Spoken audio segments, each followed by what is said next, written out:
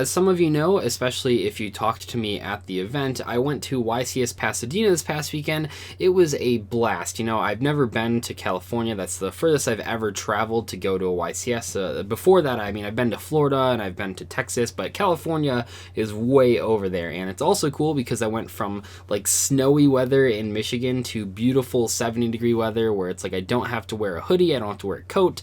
I can just enjoy the outside, and it was just wonderful. California, like I can imagine why so many people want to live there. It is fantastic there. I don't know if I'll ever live there myself. It's traffic was pretty slow. It took like an hour and a half to get 20 miles in LA, but it was really fun. It was very exciting, and I played in speed dueling tournaments that you'll see a video about in a couple days here. I played in a Duel Links tournament, which was a lot of fun. I obviously played in the main event too. You'll see all sorts of Pasadena videos coming up, but the one that I wanted to do today was so on Sunday we decided to, because we had some extra time, because Saturday goes really long, you know, you're there for like 12, 14 hours, but on Sunday usually you leave just in like mid-afternoon, and we decided to go to the Core TCG, and I'm a huge fan of Core TCG. You know, I read their articles and I buy stuff from them all the time, especially at YCSs. Even this past YCS I bought stuff from them, and I wanted to visit their actual store, so that's what we did. And if you saw the picture that I posted on Twitter, I'll throw some more up here, and oh my gosh, like that store is crazy. Like it just blew me away. Like not only with the Yu-Gi-Oh product, but with the Pokemon product as well. I've never seen a store before that focuses more on Yu-Gi-Oh and Pokemon than Magic. I mean, they had some Magic stuff, but the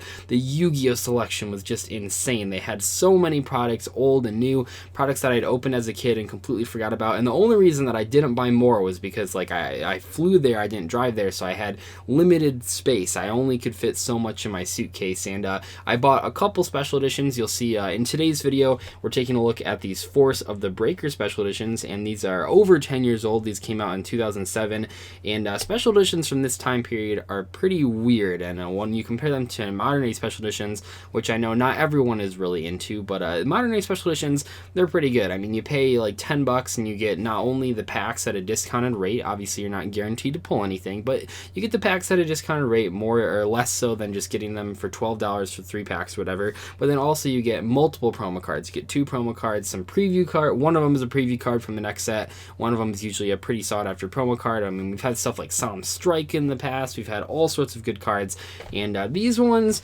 not so much. There's a couple things different about these old special editions compared to new special editions that I think a lot of newer players wouldn't really understand or really sympathize with. So first off, I mean, you might notice only 2 of the 3 packs in here are the pack that it's advertising, which is kind of interesting. Now in this case, it works in our favor because Invasion of Chaos is a better set than Force of the Breaker, but in some cases that doesn't actually work out in your favor. You get a worse set. Also, the promo cards, I mean, they're bad. Like, we'll take a look at, hopefully we pull one of each of them. We have Phantom Beast, Rock Lizard, and Winged Rhinos. Admittedly, Winged Rhinos did see a little bit of competitive experimentation because I think it's it's a Beast Warrior, so you can technically search it with Fire Formation Tenki. But anyway, I bought these. I bought some Twilight Editions, which I think is one of my favorite sets. I can't believe they haven't done a special edition like the Twilight Edition ever again, but I definitely want to take a look at that. And yeah, I know that if you remember from YCS Niagara, I bought 6 tins, and you've only seen 3 of them so far, so I haven't opened all of those, but I couldn't resist. They had so many cool old school products at Core TCG, like I actually just could not resist buying a couple of them. But like I said, I would have bought way more, but there was just the one thing, there's just so many things. If I lived in California, if I lived in Pasadena, I would just spend all my money at Core TCG. I would be a full-time pack opening channel, because they had so much. It was just crazy. Like you guys saw those pictures, but I just have never seen that much Yu-Gi-Oh product in one place before. It's really cool. So out of this first one, we have Winged Rhino. So we'll just open this right now. We'll open the second one in a second. See, they put it in a wrapping, which I don't believe they do anymore. Kind of unnecessary. A lot of these Yu-Gi-Oh products and card products just in general have a lot of unnecessary plastic and cardboard and stuff. Winged Rhino. So Beast Warrior, 1800 attack. I think it's one of the only wind Beast Warriors. Kind of a weird matchup there. When a trap card is activated, you can return this face-up card from the field to its owner's hand. Obviously not super good, but you can kind of see, I mean, if you understand like Yu-Gi-Oh history, or if you've learned anything from these videos, cards like this, cards like Evil Storm Thunderbird, cards like Wind Up Rabbit have seen play in the past. This was played for a similar reason. Obviously this card is extremely slow. It's a really bad tempo card because you're not losing any card advantage, but you're losing tempo because then you have to re-normal summon it. However, in slower formats where Fire Formation Tenki is good, namely 2014, like early 2014, this card did see some experimentation, like I said. So anyway, we have these packs here. None of them are first edition, obviously, but they are original. Well, they're not. These aren't the reprinted of Invasion of Chaoses from like the Legendary collections. These are the actual Invasion of Chaos, which is kind of cool. So yeah, we'll just take a look. Maybe, I mean, I don't expect to pull anything out of here. The pack ratios back then were not very good, especially in special editions. And if we can pull any sort of holographic card out of either of these things, I would just be very thrilled. Throw that stuff away. Okay, so we have Crystal Promise, Volcanic Scattershot, awesome card, Crystal Regeki, Secrets of the Gallant, man. And oh my gosh, we actually pulled an ultimate, Soul of Fire. You guys see that? Man. Your opponent draws one card, select one Pyro-type monster from your deck and remove it from play. Good old remove from play instead of banish. Inflict damage to your opponent equals half the attack of the removed monster. If you activate this card, you cannot declare an attack this turn. Pretty bad card. Pretty cool looking ultimate rare. I think I actually own 2 of these, so that's pretty funny that we pulled a playset of them. Or now that I own, whoops, goodbye cards. It's pretty funny that now I own a playset of them. Stuff is falling all over the place. It's okay. So we have one ultimate right out of the bat. That's crazy. Breakthrough, Magnus Slash Dragon, Blazing Sword. The original Blazing Sword. Not quite as good as Blazing Sword or Reload, though. I can't believe we pulled... oh my gosh. What a world. Obviously, these, unlike if... one of the reasons I didn't buy, like, a box of these old sets was because boxes can always be, like, scaled, whereas usually special editions can't. There's no reason to. Volcanic Blaster, Tornado, Introduction to Gallantry, Seismic Crasher, and Go-Go the Gallant Ninja. Pretty cool. And then we have Mass Hypnosis, Miku, Master of Barriers, Crystal Blessing, Hard Selling Zombie. I can't quite explain it, but these old cards just feel... I mean, obviously the card printing has changed over the years, but these old cards just feel a little bit more slippery. And also notice that, I didn't mention this, but out of the first pack, you don't pull a rare these days. If you pull, or back in these days, you would only pull the holographic card. Then we have good old Invasion of Chaos. So we have Begone, Knave. Amphibious Bergoth MK3.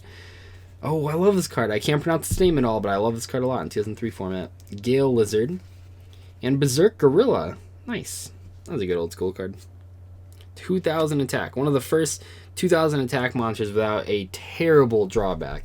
Most of those 2000 attack or more 4th star monsters are just so bad. Neobug, Salvage, fantastic card. Sylphid. Fiend's Hammer. Man, Invasion of Chaos is just such a good set. Like, most of these cards are, like, playable. I would even argue every single one of these cards is playable except Fiend's Hand Mirror. Like, that's so cool. Like, Invasion of Chaos, that is such a good set. Okay, anyway, let's move on to this next one here. Hopefully we'll get the Phantom Knight Rock Lizard. Just so you guys can see it. Alien pulled Winged Rhinos. Man. I remember, so also, I'll try to pull up a picture. They used to have blister packs that were special editions, and I mean, I don't know how else to describe it. Like, it was all the contents of this special edition, except you got to see which promo you were getting, and it was on like a flat surface instead of like a box. I opened so many of those as a kid. I remember it. I mean, this is gonna date me, but I used to buy those at Blockbuster. I remember that they had them there.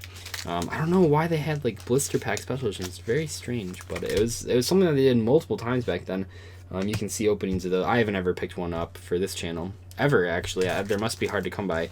But anyway, we'll open these. But I remember that. So they have like 2 different versions of every special edition. At least of the Force the Breaker, and I believe the Tactical Evolution one. I don't know. The GX days was weird. Crystal Beast, Ruby Carbuncle. Awesome. Crystal Promise. Volcanic Scattershot again. Crystal Regeki. Crystal Beast, Topaz Tiger. Oh my gosh, look at all these Crystal Beasts. It's crazy. Crystal Beast, Cobalt Eagle, Gem Flash Energy, Breakthrough, Magnus Slash Dragon. That was a lot of Crystal Beast cards.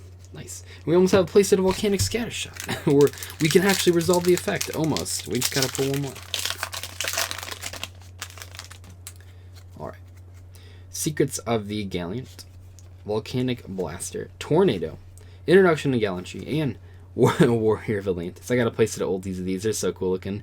I wish this card was better.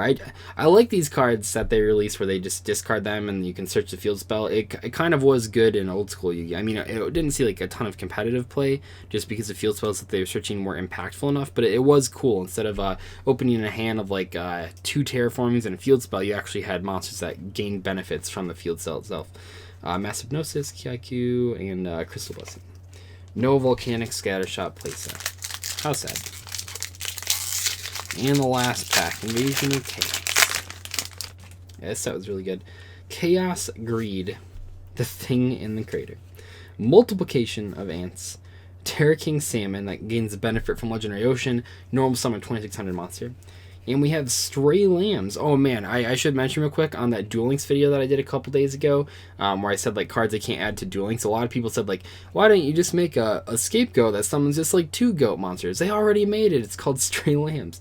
Come on, you guys. Gotta know all the goat cards out there. Tower of Babel, which I used to think was extremely powerful when I was a kid, but it's not. Fenrir. Pretty good card. I played that in a Mermail deck a while ago. Crimson Ninja and Pinch Hopper. Chopper. Okay, yeah, man, just looking at the invasion, someone just honked their horn outside. I'm sure that came up on camera. Thank you, person. Just looking at these invasion and chaos packs, though, they're so good back then. Anyway, though, hopefully you guys enjoyed today's pack opening. We did, like I expected, only pull 1 holographic card. I honestly expected, I'll be honest, I think I thought we were gonna pull just like no holos, because it's so likely back at this time. Like you didn't have as high a chance to pull any holos, let alone like an ultimate rare, which is fantastic.